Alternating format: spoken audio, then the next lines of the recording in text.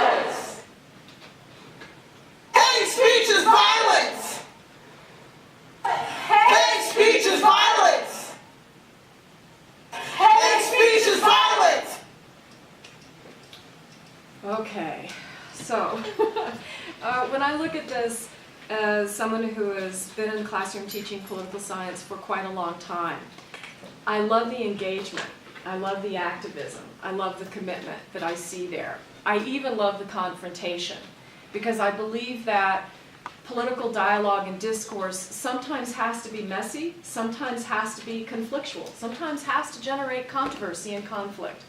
And so I appreciate all of that in that snippet that we saw.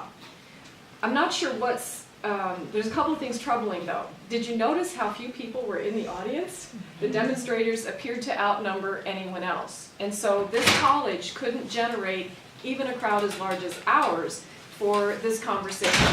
That's one concern. The second concern is that when I look to see kind of what happened to this event, the event didn't go forward. So the protest lasted, this is a minute-and-a-half snippet or so, the protest lasted for about 40 minutes, if I understood the tapes correctly, or the video correctly. And they gave up. They didn't try to have the conversation that they came to have. And I think that's deeply problematic. I think that the organizers of the event would have been well advised to have asked the demonstrators to leave at some point. We've heard your message. We're ready to have the conversation that we came here to have. You're welcome to participate, but we need to move on. And if they chose not to leave willingly under those circumstances, then they should have been removed by security forces, not necessarily arrested, but given other people the opportunity to speak. I feel that higher education requires discomfort. I think education itself is uncomfortable at times. And that when we take the discomfort out of it, we take the critical content out of it. When we start censoring ourselves because we're afraid that someone's going to be offended by something that we have to say, then we're not really coming into the classroom doing what we need often to be doing.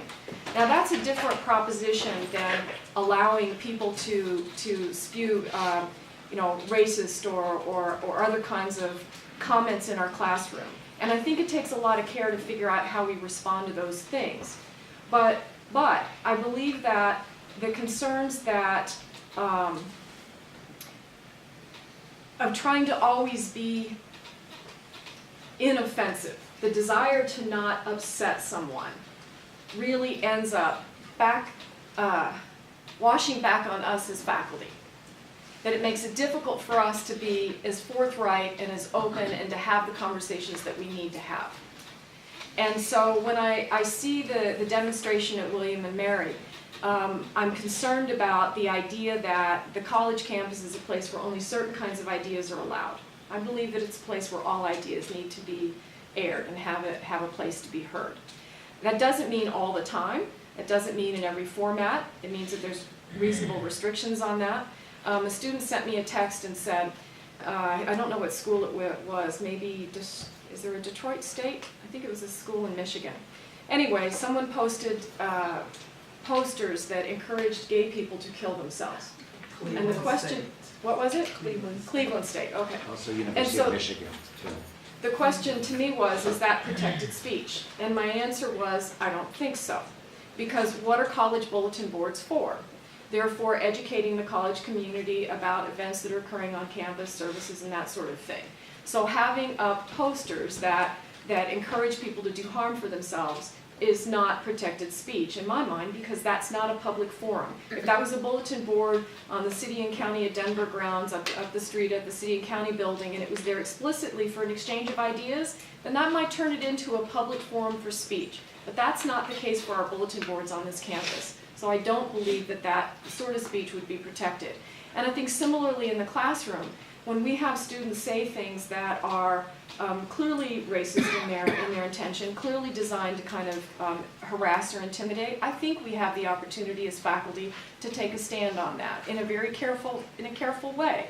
But I think that again is a different conversation than sort of what I see trying to playing out in this Black Lives Matter event. That, you know, certain ideas just don't have a place on campus, and that I think is deeply problematic.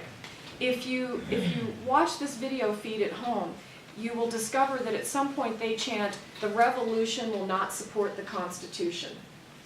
And that's a disturbing message as well, because it suggests to me that many young people don't understand the role of the Constitution in protecting minority speech, and the role of protecting speech in ensuring that people have greater political power. So I would just say that, you know, we are in a situation now where we're not necessarily paying enough attention to this kind of chilling effect. In First Amendment law, when people stop speaking and stop desiring to be heard, that's a chilling effect, right? And I think that we are running the risk of being in a chilled environment, in an environment where where we're censoring ourselves. And we're censoring ourselves out of fear. We're censoring ourselves out of fear of controversy. We're censoring ourselves out of fear of losing our jobs or our positions. We're censoring ourselves for fear of being misunderstood. And I'm bringing to mind, coming to mind a discussion that I had in my class last fall when the Trump video on the Access Hollywood thing came out. And, you know, it seemed entirely appropriate to raise this because, so here was the conundrum. The conundrum was, how do you talk about that without offending either Trump speakers or people who have been on the receiving end of sexual violence and would be very outraged by however that conversation goes. And on the one hand, you think, I'll just sit it out because it's too dangerous. On the other hand, that's an abdication of your responsibility as a teacher. And so I took one shot at it and, you know, kind of handled it in sort of a light way. And I went home that night and I thought, that's ridiculous. Sexual assault is a very serious thing, and I'm in a position of authority, and if I treat it like it's just another Trump gaffe, just another kind of offhand crazy thing that he said, then I'm diminishing what that means to the people who've been on the receiving end of that, myself included. And so I went back in the next day and I said, you know, at the risk of offending people, we need to have a more serious conversation about what this really meant. And I think that the more afraid we are of those dialogues, the less effective we can be as educators. Great, thank you. Great, Christina. Okay, so I actually just have a few thoughts I want to share. I'm not going to be nearly as prepared and awesome as that was just now. I'm pretty much, I kind of come from the perspective that yes, you have a right to say whatever it is that you would like, and on college campuses, I don't have to provide a platform for you to say whatever you would like. I think there's a responsibility to students when free speech begins to infringe upon the safety and mental health and well-being of students. I think that that's something that we have to consider, that responsibility that a campus holds, right? So you can say that you are, you know, for the Black Lives Matter movement and ending police brutality against Black people. What you can't say is, let's kill all police officers, right? Like, you cannot encourage violence and danger, right? And I think when we talk about these conversations of free speech, I think that what we're seeing a lot happen is that people are really spewing hate speech and then wanting to say, well, it's my right, it's free speech, and not caring at all that it's inciting violence, not caring at all that their words can feel violent to people, right? That it can be assault with their speech. They're not considering that at all. And I think when we talk about, you know, movements on campus and speech that's allowed on campus, we have to consider, like, things don't just get to rename themselves, right? Like the alt-right movement, like, they're Nazis. Like, you can rename yourself if you want to, and you're Nazis. So Nazis kill people. Like, that's just a fact. That is not my opinion. Like, we have historical context to support that. So do I want Nazis spewing their hate speech on my campus? No. And I think that my university holds a responsibility to make me feel like I am safe and I don't have to worry about being plowed with a car, like happened at the University of Virginia. I don't have to worry about being shot, like happened at the University of Washington. I don't have to worry about violence against my person because I'm something other than what the norm is, right? That these Nazis support, right? So I think we have to consider, like, what actually is free speech and what is just renaming itself as free speech in an effort to cause violence and harm against others on college campuses.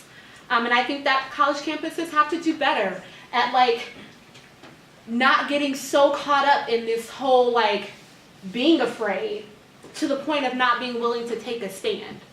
Like, we all took the same reading comprehension classes and the same reading comprehension, like, tests.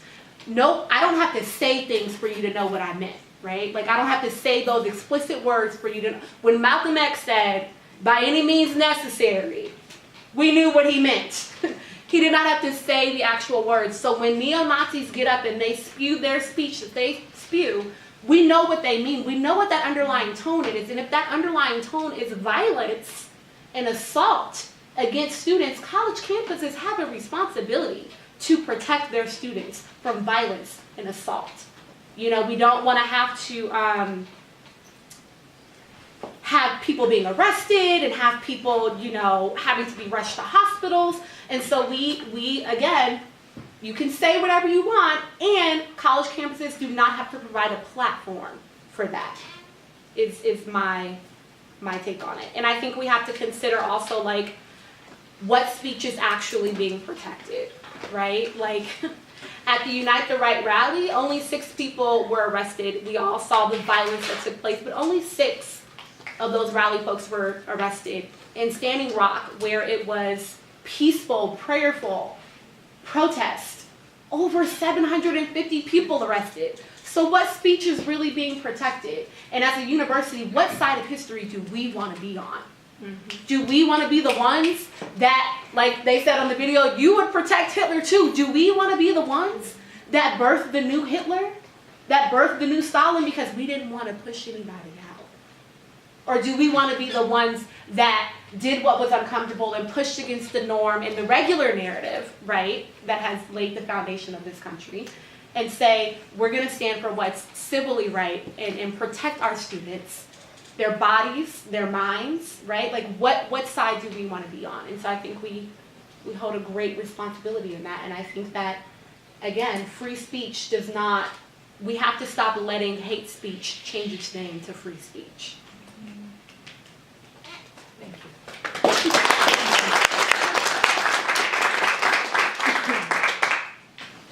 Well, that's a tough act to follow. And you pretty much said a lot of the things I was going to say. So this is it's a very challenging topic. And I think some things that definitely came to mind in just the previous things that I've heard is when we started talking about what does it mean to censor ourselves. I think it's very explicit that there are certain groups that are present that are saying things that are not true by any means. And we have a responsibility, I think I have a responsibility to be able to show what my identity is and to be able to say when something's incorrect. Like, as a Muslim American living in the United States, I have had to this day to struggle with the mislabeling that I'm a terrorist that I am not from here, that I do not speak English, that I do not do this, that I do not do that, and that I share no American values with anybody else. And so when I see somebody saying that Muslims do this thing or do that thing, I'm not going to let them have that platform. It's completely incorrect. They build a following that way. They build a following that's based on fear, and they ultimately end up being a very powerful form of speech, of organization, and that has a huge risk for the safety of my community. And it's my responsibility to shut that down when I see that, because it's not correct by any means. You can say whatever you want, but if it's incorrect, you better be willing to hear from me around that. And so this whole entire notion I see a lot of times is we mistaken hate speech for being in this form of, well, people still need to be able to express their values, we still need to be able to have civil discourse and everything. That's not civil discourse. I'm sorry. When you come there explicitly trying to raise fear, trying to disenfranchise certain communities, that is not political, that's not civil discourse. That is very strategic, and you trying to build a certain following to create certain fear in order to suppress a certain group of individuals. And we've made progress in the Muslim community around this, and I'm not going to allow that to go back to where it was. I'm not going to allow that to go back to where it was, so that way, as a little girl, I have to see my dad again getting his life threatened before my eyes. I'm not going to go to that point. So, with that being said, I also do agree that the university has a very strong commitment to the students. We pride ourselves as being an institution that cultivates diversity and inclusion, and we pride ourselves over the number of students of color that we have on our campus. Well, we better start taking some action to make sure that those students feel protected and safe on their campus. Because this institution, higher education institutions, it's not made for us to be seen there as people of color. And so we are already fighting every single day to be within those institutions and to be able to graduate from those institutions and break that stereotype that we're not supposed to be seen in those places. So the university has a responsibility to take an extra step to make sure that those students feel protected. If I see, and I have seen it before, where there are some individuals who come to our campus who spit on Muslim students, who tell Muslim women that they are completely oppressed, who tell Muslim women that they deserve to die and go back to where they came from, I expect my university to be very, very diligent in removing that individual from our campus and doing everything that's possible. And I gotta say that the Center for Identity and Inclusion here on campus has been very proactive in that. And so that's important, but I wanna see that type of understanding and that type of commitment campus-wide. And let's also be frank in the fact that even within our own university, students are facing fear and misrepresentation of who they are as a people. I mean, we'll talk about students that are organizing on campus with certain values, but let's be clear that there's also faculty that have spewed very hateful things towards students, and that have made students, that have been very disrespectful to students' identities and backgrounds. And students don't feel like they have the empowerment in order to go and report those things. And what does that become at that point? So our university does hold a very strong responsibility, and as a person who invested in this university wholeheartedly, more than, I don't know how much, probably nearly $100,000 over the course of 4 years, I expect them to uphold their certain values. I expect them to continue to pride themselves on culture and diversity, not diversity and inclusion, not through the basis of simply we recruit those students to be here, but that we actively advocate for those students, and we're here to protect them in every way possible. Because with all due respect, I don't even feel safe walking on the street anymore. Okay? I have to carry a beanie in my car because at nighttime, there's a possibility someone can come and attack me, so I wear the beanie to cover my hijab. So I can take on a different identity, so I'm not subjected to that. Every single day, people be slipping into my DMs, telling me that I need to go back to where I came from, that I don't belong here. Although I am a US citizen, and even if I wasn't a US citizen, I do belong to be here.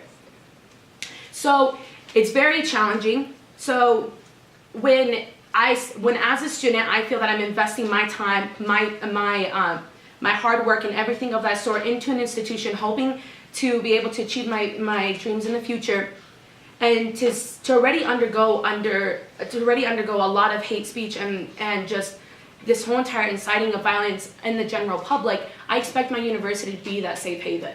and to come forward and say things around stuff. So there is something that that I'm not sure if you all are aware about, but Senate Bill 17062 was passed recently, and Senate Bill 17062, titled as Student Free Speech in Public Higher Education Campuses. So it ended up getting passed, it got accepted, and what the purpose of this was that the university really cannot set up designated places where people can protest, and it also cannot disrupt reserved activities on campus. And what does that mean in terms of not creating any zoning around free speech on campus? So with this type of bill, it definitely came in a time that I feel like it came out to protect certain ideologies, but I think it also comes to serve as a very important thing for students as a whole. I mean, free speech on campus, in terms of students being able to express their voice, it should not be restricted to certain areas as an overall thing, and so it's a constant battle, and I mean, we even saw it in Charlottesville, where the ACLU stood up for that protest and made sure that Charlottesville did not move them to a certain park, but actually gave them the permit that they initially had. And even in that case, I still think that the university has a responsibility to best represent the diverse student population and to make sure that they feel inclusive across the board around that. And so it is a challenging topic across the board. I have very strong thoughts on it, in terms that I do not stand for any form of hate speech in that realm. But that doesn't mean that I have the constitutional right to prevent it.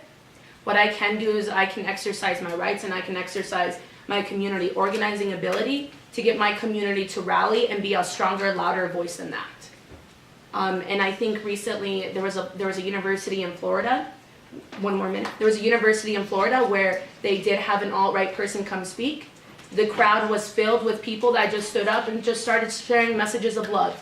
It really upsetted the person who was the alt-right speaker, but I mean, that was a very powerful stand of students being able to exercise their rights, not being restricted to a certain area, and being very vocal of who they are, and they ultimately drowned out that person's thoughts. So that was a very effective way to go around that, but it still would have been even better if the university was able to come forth and say that, and not just simply say that we stand for free speech on campus, but to say that we stand for students collectively, and that we're going to continue to foster a culture of inclusion for all students by ensuring that students feel protected and safe foremost on campus. That's my thoughts.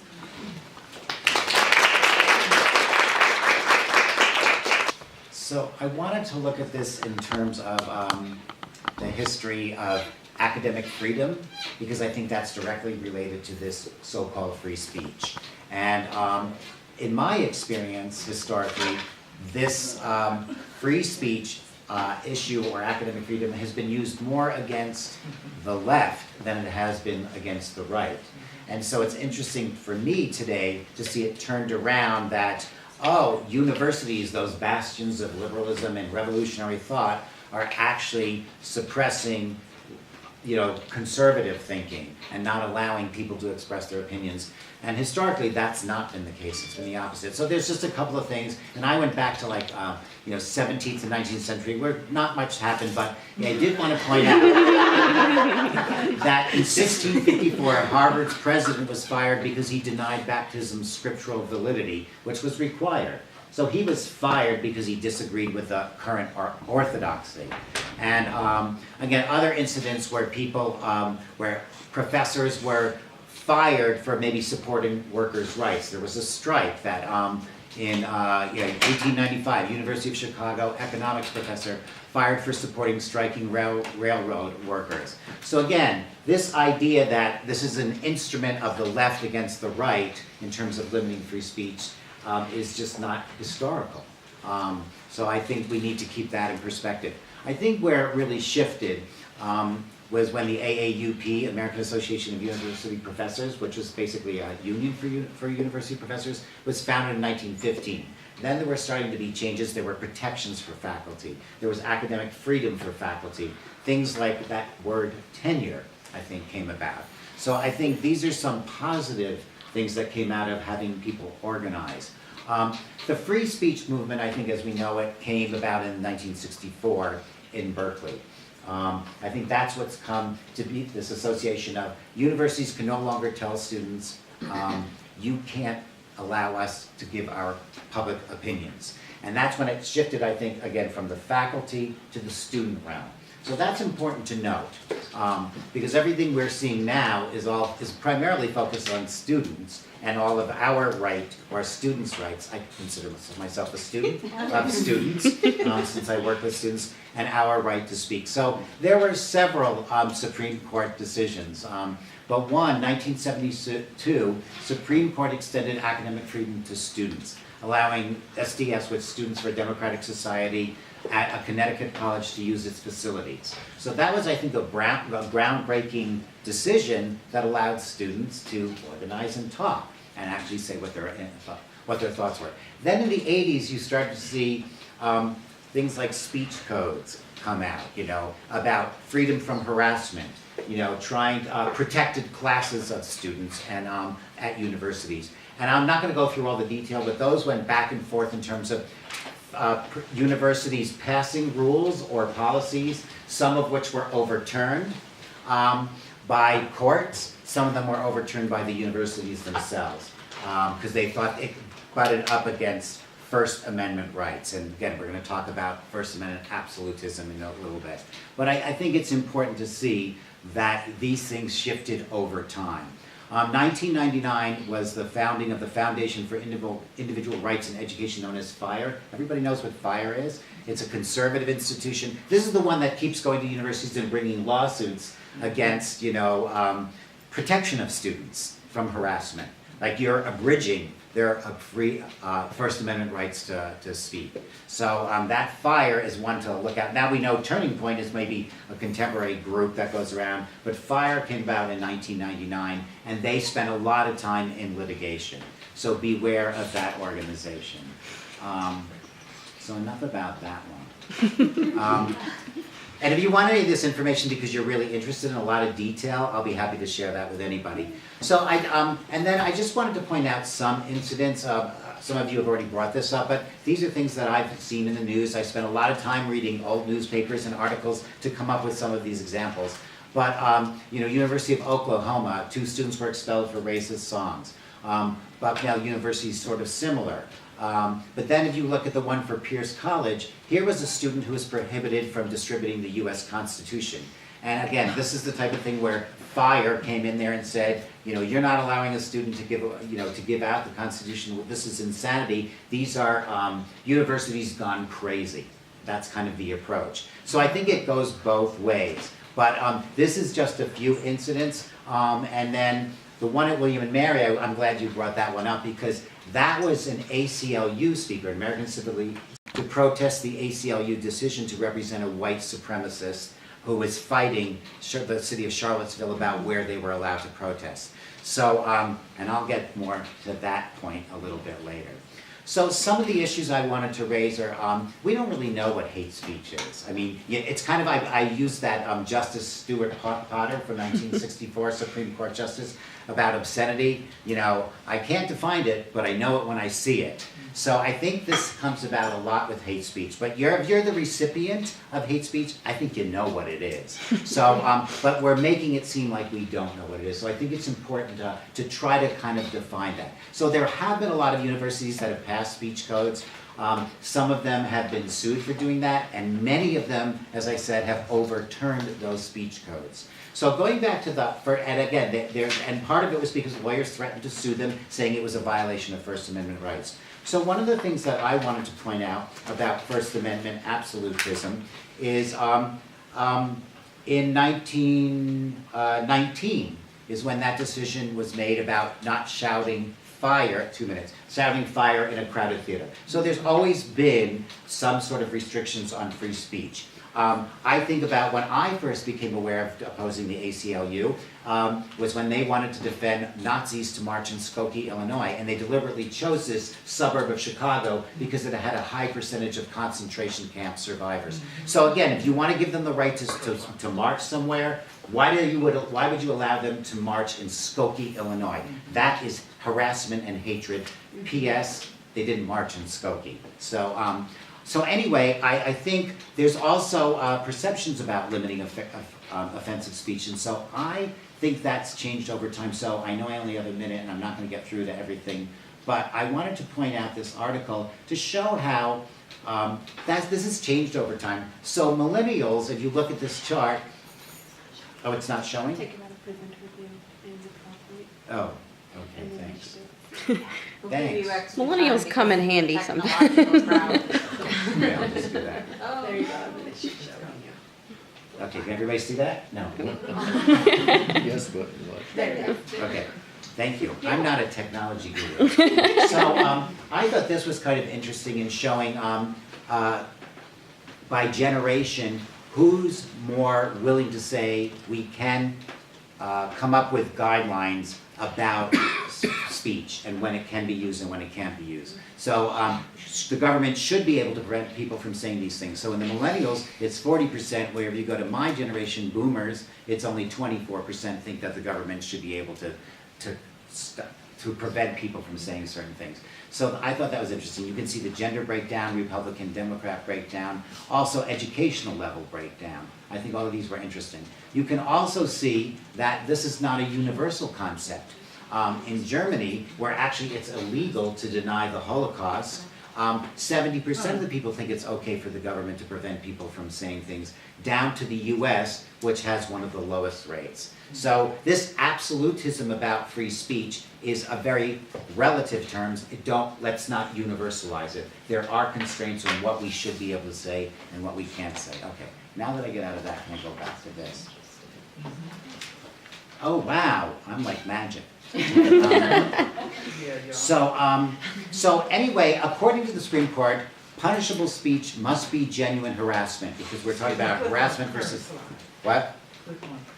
Oh, can you not see that? Oh, because I have to go back to the slideshow, right? You're fine, it's some current. From There you current go, side, sorry. there you go. I told you I'd meander. So, it is punishable when there's genuine harassment, obtrusive threat, disorderly conduct, or other constitutionally unprotected speech. So again, this idea that absolutism in free speech, that anybody can say anything, is not true. The Supreme Court says it's not true. So where do we go from here? I think it would be good to look at our own Office of Equity. We've got definitions of harassment and discrimination, so I'm going to skip over that one. But I recommend you all visit the Office of Equity so you are aware of where it isn't okay to harass and to hate. But I want us to think about, because where I'm heading with what I want to go is, I would like this university, if we don't already, to have an established protocol. There are universities across the country that do have a step-by-step process about who's deciding to invite speakers to campus. What's the educational value of that speaker? Are we standing up for our principles? So that we don't end up bringing Adolf Hitler and saying, but he has something to say to some people. I think we can come up with a protocol for that. So think about, what is hate speech? Should university codes ban offensive speech? Should students be protected from language they find offensive? Is allowing offensive speech condoning it? So anyway, what I also want to highlight is the role of disruption. And just think about it, historically, we have not moved forward historically and made progress without disruption. I'm done. You're getting disrupted. Can I take one more minute? All right. So Jeff Sessions was speaking at Georgetown, and it was interesting. One of the science students says, "Why do you silence dissent but applaud hate speech. Because that's essentially what Jeff Sessions was doing. So Stephen Bradley has a statement, disruption has been essential, especially for African Americans, to effect necessary change when moral suasion, in other words, you try to enter into a dialogue, but you get ignored, nothing changes. Sometimes you have to take drastic action. This is how we made progress in the civil rights movement. And he's not condoning violence.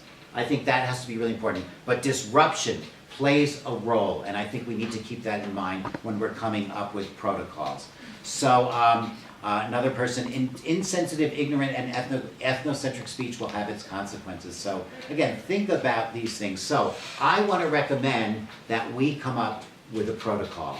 And that's what I would like us to have as when we get into our little discussion groups.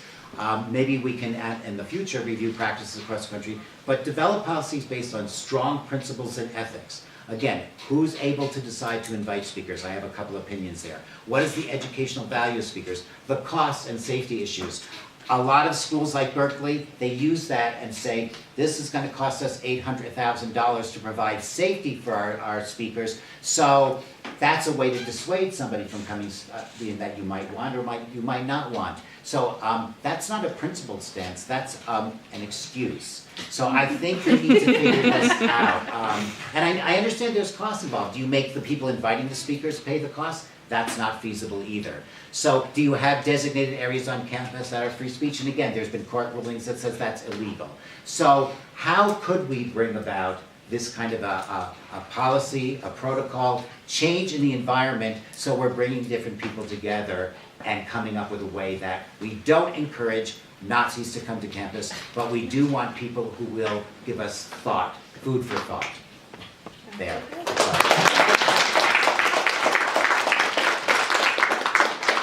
Sorry for giving you too much information. Yeah, very good. All right, discussion, questions, comments? Oh, please. I'm sorry, I didn't get it. Speak up, please. Oh, sorry. So I just have a question with your response to the Black Lives Matter snippet. So you mentioned that you took kind of an issue, or you correct me if I'm wrong, about them saying the revolution will not uphold the Constitution. I guess I'm just curious as to like why you take issue with that, because I mean of course that's like our main like document, but it's not like a religious scripture. And like to say when we have a constitution, the constitution can be amended. And like the Constitution is also the reason why we have the electoral process that we have now, and that's where we have Trump. So like, why is it, like do we have to like canonize it? You know, half the delegates in the Constitutional Convention were slave owners. So why is that so important? And I also, the reason why I'm asking too, is because I would never denounce the entire Constitution, of course, but like, I don't think that's what they were saying either. I don't think they were saying like, let's burn this document and this is completely unnecessary. You know what I'm, Well, I took their comments to mean that they did not endorse a liberal approach to the First Amendment. And maybe that isn't what they meant, but given the context, that's what I got out of it. And I find that alarming because the political theory underlying the Constitution and the Bill of Rights in particular is protection of minority viewpoints. So you don't need the Constitution if you have no interest in burning the flag, because no one's going to stop you from not burning a flag. You're not going to need the Constitution if you want to stand for the national anthem or say the Pledge of Allegiance, because those are all things that everybody else wants you to do. You need the Constitution when you want to take a stand different from everyone else around you. And so our political tradition, our legal tradition, is to uphold the right of people to take a stand different from everyone around them. And in my view, I mean, I'm a pretty big fan of Madison, in spite of the slavery piece of it, because I think that's a pretty brilliant insight. How do you protect a minority of people from being oppressed by a majority? And while this hasn't worked perfectly in our legal tradition for obvious reasons, the bedrock principle, I think, is one that's extremely important because, as our other speaker indicated, left ideas, progressive ideas, have been on the receiving end of oppression historically. And so none of us knows when our ideas are going to be in the minority and when we're going to be on the receiving end of that oppression. And so to take the idea that protection of minorities is no longer a consideration, that the majority gets to deem what kind of speech is appropriate and isn't, to me is a very slippery path toward tyranny. So that's why I don't think that the individuals in that video necessarily have connected all of those dots, but it's troubling to me that we have come so far in our society and our thinking in the last 30 years that we don't really even understand the bedrock political theories underlying the First Amendment. Hi, everybody. I'm Linda J. Allen, Vice Chancellor for Diversity and Inclusion. I first want to express my gratitude to my colleague, Dr. Marjorie Levine Clark, for the wonderful work you're doing with the Council on Diversity and Inclusion for the College of Liberal Arts and Sciences. Let's give her and them a round of applause. And also to the panelists for providing information and insights and perspectives on this very complex issue. I want you to know, in case you didn't, that right after Charlottesville, I created, along with Shay Swager and the Auraria Library, a task force that is looking at how can we be proactive in light of what happened at UVA as a university, as well as Charlottesville itself. Related to many of the issues that you all are talking about. And so just want you to be aware of that. And part of what that task force is doing is, first of all, we're not assuming that our work, no one's doing the kind of work we've begun to do, which includes a three-tiered approach. The first tier is striving to ensure the physical and psychological safety of our students, faculty, and staff. And second is looking at what are the kinds of processes, procedures, et cetera, related to what happened at Charlottesville. What are ours? And how, if at all, ought we to be more proactive? Do we need to revise anything? Do we need to be sure people understand all of these kinds of policies and procedures? Very related to what you shared, Jeff, is we're looking at, and we're looking at, for example, one campus is thinking about a policy which says that if a speaker has a precedent of that speaker coming to a campus that violence erupts, then we can have that as a criterion for saying we won't invite that person. So we want to get in front of these kinds of issues and in terms of that. The third tier is education, which is, that's what we're here for, is to try to educate all of us about the various issues that matter in this conversation. Not only education, but also professional development. To your point about being in the classroom after something has happened. How, for those of you as students, if we had time, I'd love to hear what have your experiences been when you come to class the day after the latest horrific, right? People's perspectives vary on some of these issues, which is hard for me to understand how anyone couldn't see certain acts as just horrific, regardless of who were the victims of it. But anyway, I'd be interested to know what have your experiences been? Because what I'm hearing from many students is that silence, crickets chirp in terms of faculty speaking to these issues. And to be fair to my faculty colleagues, that's a lot to ask for. Some of us, I'm a faculty member as well, for some of us, regardless of the subject matter, we're teaching, we care enough about these issues, we care enough about our students, we're going to at least say something. For others, there's the fear of I don't know what to say, I don't know how to say it. For others, it's just not my subject matter, so it's not my job, right? So there's that wide range. And we're looking at how we can best equip faculty, not only equip, but have them see the moral obligation they have, minimally to say, this thing happened in our world. I can only imagine, for you as students, some of you are experiencing it differently than others here, or resources on campus. I mean, minimally that. So we're looking at that and looking at education as forums such as these of providing information. I welcome any ideas you have if you want to become involved in any way.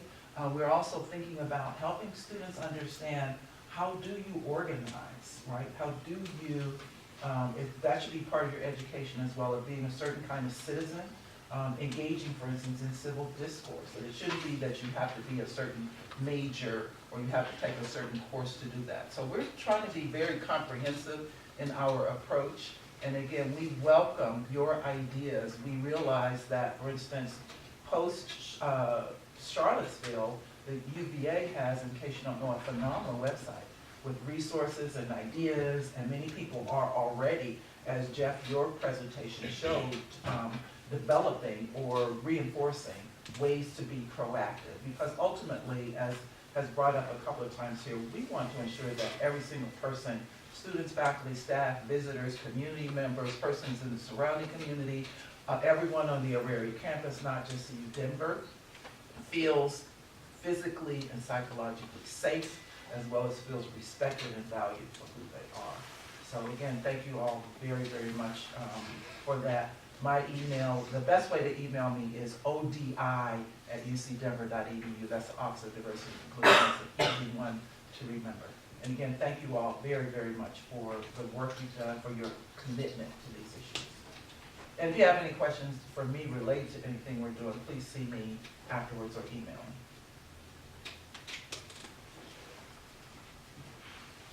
Can I ask a question?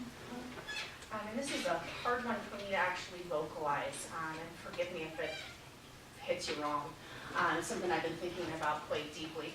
Let me just get my name is Sasha Brieger-Bush. I'm an assistant professor in the Department of Political Science.